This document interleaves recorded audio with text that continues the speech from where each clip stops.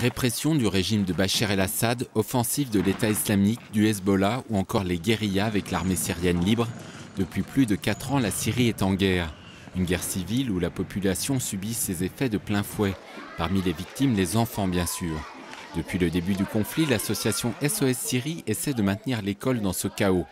Ainsi, aujourd'hui, 13 500 élèves peuvent poursuivre une scolarité. Une goutte d'eau sur les 5 millions d'enfants syriens en âge d'aller à l'école. Mais une démarche vitale pour les responsables de l'association. L'avenir se dessine avec les enfants. Les enfants non scolarisés, qui n'ont pas d'éducation, qui n'ont vu que la guerre, qui n'ont vu que le sang. Qu'est-ce que vous imaginez que ça va être leur avenir?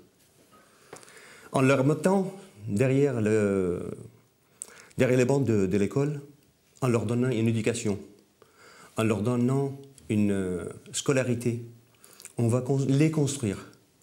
Et ils vont construire le pays, reconstruire le pays. 4 ans de guerre, près de 250 000 morts, 12 millions de personnes déplacées, l'association fait plus que jamais appel aux dons et organise à Chenôve une collecte de matériel scolaire. Mais face à la situation du pays, les besoins de la population sont immenses.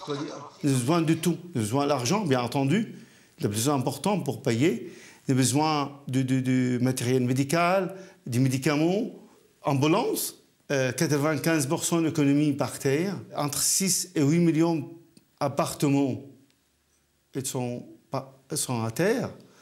Alors, un pays a besoin de tout pour construire, ne doit construire à venir un pays.